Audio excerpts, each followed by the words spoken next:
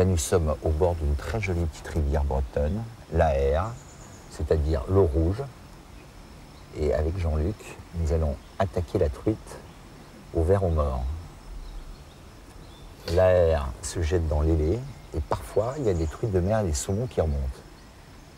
Oui, tout à fait. Oui. Jean-Luc, là, je vois des verrons. Ouais. Tu les conserves comment? Tu les transportes comment? Bon, bah là, tu as vu, donc on met de l'eau fraîche, bien entendu. Et ce qui est très important, il faut quand même les mettre sous aérateur pendant le transport. Hein. Surtout quand on a plusieurs kilomètres à faire. C'est important, sinon, comme on peut voir, tu vois, il commence à remonter en surface et puis par le manque d'oxygène, on peut avoir des problèmes. Alors là, une astuce toute bête mais bien utile. Sur le bulleur, un gros plomb. Et ce plomb va maintenir le bulleur dans l'eau, au fond du seau. Sinon, le bulleur va remonter, il ne va pas travailler intelligemment. Donc on se munit d'une petite véronnière qu'on porte en bandoulière, parce que se déplacer avec un seau et 2 litres d'eau, c'est quand même pas pratique. Bon, on met de l'eau dans la véronnière, mais on en met très peu. En général, on met un tiers d'eau, avec une dizaine ou une douzaine de vairons. Si on met trop d'eau, c'est pas bien. Il faut mettre 2 tiers d'eau pour provoquer un mouvement d'oxygène quand on marche. Ça brasse. Voilà. Et il est indispensable, si j'ai bien compris, que les vairons soient vivants avant de les mettre sur la monture. Par rapport à la pigmentation du poisson, oui. Parce que faut savoir qu'un vairon qui est mort se ternit tout de suite et n'a plus du tout le même effet et beaucoup moins attractif. Alors, là, on va prendre des vairons de taille moyenne. Comme ceci. Ça, c'est donc la bonne taille. Alors, on peut employer des vairons plus gros quand les eaux sont un petit peu plus teintées, quand il y a un climat orageux et en début de saison. Au fur et à mesure que la saison s'avance, quand les eaux descendent, quand elles s'éclaircissent, on emploiera un vairon beaucoup plus petit, étant donné que le poisson est beaucoup plus méfiant. Pour pêcher au vairon, tu vois, l'idéal c'est une canne de 3,40 m, 3,50 m, style anglaise, avec une action très très nerveuse. Beaucoup de gens emploient des cannes plus courtes, mais moi j'aime bien faire les sentiers qui ne sont pas battus, tu vois. Alors une longueur supplémentaire, ça permet quand même de passer entre les ronces, entre les fougères, et puis d'aller quand même dans des postes qui sont moins fréquentés, là où sont les belles truites. C'est-à-dire que quand tu as plus de bannières, tu n'as pas besoin de recul ni de mouvement voilà. Pour envoyer sous les arbres. Et en plus, ça te permet de garder une garde de protection par rapport à la rivière d'1,50 m en retrait. Sinon, si on a une canne trop courte, bon, bah, on a tendance à s'approcher. Et puis, bon, une belle mémère, on ne peut pas la duper comme ça quand même. Hein. Elles sont quand même malines. Donc avec une grande canne, tu es beaucoup plus discret et en même temps, voilà. Tu pêches avec beaucoup plus de confort et d'efficacité. Voilà, tout à fait. Le diamètre de nylon que j'utilise est du 16 centièmes en début de saison. Et au fur et à mesure que la saison s'avance, selon la limpidité des eaux et le climat sec, je descends 14 centièmes pour affiner les techniques de pêche. Jamais en dessous. En dessous, moi je ne le fais pas parce que bon, l'attrait de la pêche, c'est un jour de prendre un beau poisson. Et prendre un beau poisson, le perdre avec un 12 centièmes, c'est un peu dommage. Même si on doit le remettre à l'eau, c'est quand même magnifique d'attraper son poisson à la main, de le regarder, de le contempler avant de le remettre dans son milieu naturel. Pour le moulinet, moi je suis un fervent du capoté. C'est toujours pareil, le capoté, c'est un bon moulinet qui fait un peu peur parce qu'il est un petit peu original, mais qui est bien pratique. Quand on pêche entre les fougères, comme on voit plus loin, ou dans les ronces, on n'a pas de mouvement de pick-up à ouvrir, on s'occupe de rien. Et lorsqu'on referme le pick-up, bien souvent, il peut se provoquer des bouclettes. Parce qu'avec le capoté, on s'occupe de rien. On ferme le pick-up, il rembobine systématiquement. Et on ne se prend pas dans les ronces. De plus, le capoté a une particularité, c'est qu'il a un frein très très très progressif, très précis. Pour les pêches fines, c'est l'idéal. Maintenant, on va installer une monture à verron. Alors, je vais vous montrer deux petits modèles que j'utilise. Bon, il y en a bien d'autres sur le marché, mais moi, personnellement, je ne les utilise pas. Bon, on a ce modèle-ci, équipé de deux petites griffes à l'arrière. Et on a donc ce modèle-ci. Voilà. Donc là, en fait, un plomb quille qui fait quille. Voilà, tout à fait. Le même système des deux agrafes sur le côté pour maintenir le poisson. Voilà. Mais là, un avantage, une bavette incurvée, ce qui permet une bien meilleure godille. Ouais, elle est plutôt inclinée. Inclinée. Voilà. Et donc ce modèle-là, on n'en trouve pas beaucoup, c'est moi qui les fabrique. Maintenant, on va prendre une monture traditionnelle du commerce et on va la modifier afin d'améliorer sa nage.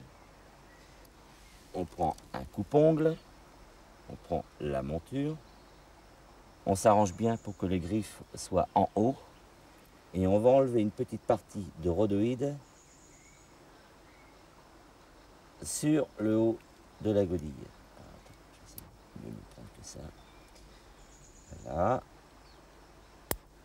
Voilà. Et on fait la même chose de l'autre côté. En s'arrangeant pour avoir à peu près la même égalité de chaque côté. Voilà. Donc, on se retrouve quand même avec une bavette un petit peu de forme Rapala. On est d'accord?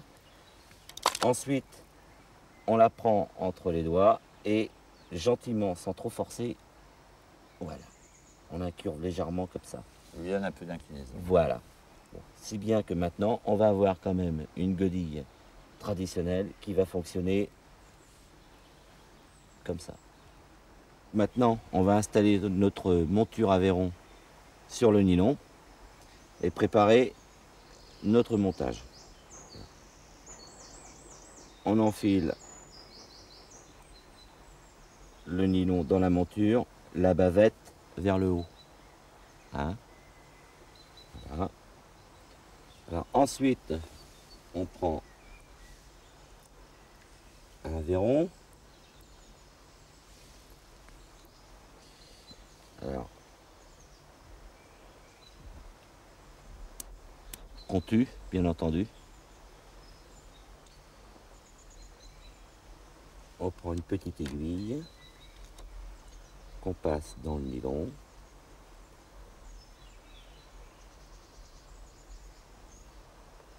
Voilà. On laisse dépasser pour pas que ça parte. Donc on prend le verron par la tête et on passe de la bouche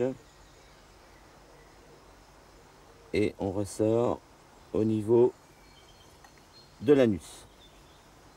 Voilà.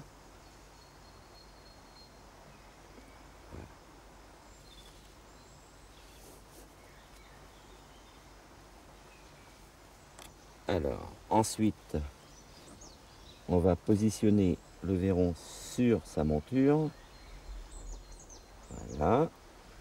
Comme ceci. Voilà. Voilà. Comme ça, le poisson et la monture sont solidaires. On va prendre un triple. Alors, il faut noter que c'est un fin de fer. Et on va enfiler le triple dans le corps du verron. Voilà, pour obtenir. Voilà.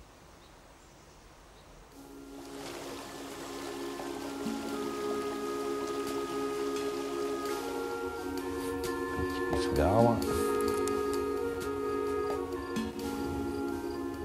C'est bon. Le triple. Hop, une petite perche. C'est fou. T'as vu? Ouais. Voilà. Pour te Quand dire même. que c'est des petits poissons, mais... Hein?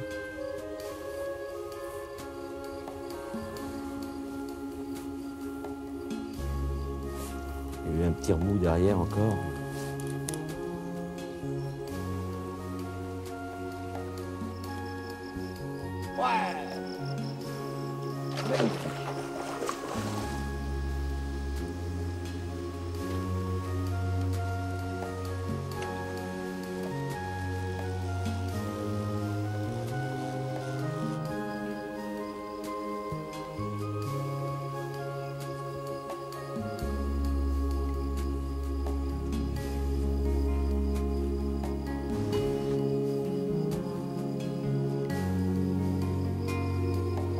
pas trop, je vais casser.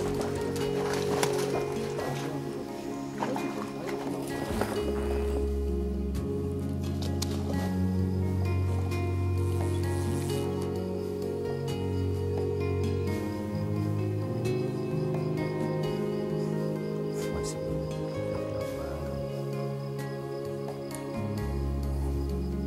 Je peux confondre. Ah non, ça va descendre, descendre.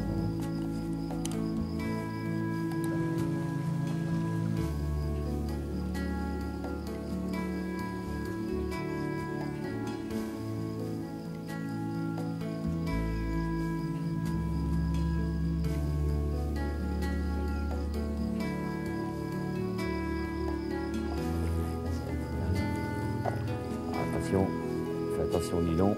Quelle belle truc. Pas dans ce sens-là. Le nylon. Ah, beau poisson. Bravo Jean-Luc. C'est vrai qu'elle est belle. Combien elle fait celle-là? Oh, elle fait à peu près 50 cm. Elle était prise juste au bord. Oh, c'est un endroit normal. Ouais. Voilà. Allez. Pousse-la un peu. Non, non, quand elle va être bien. Allez.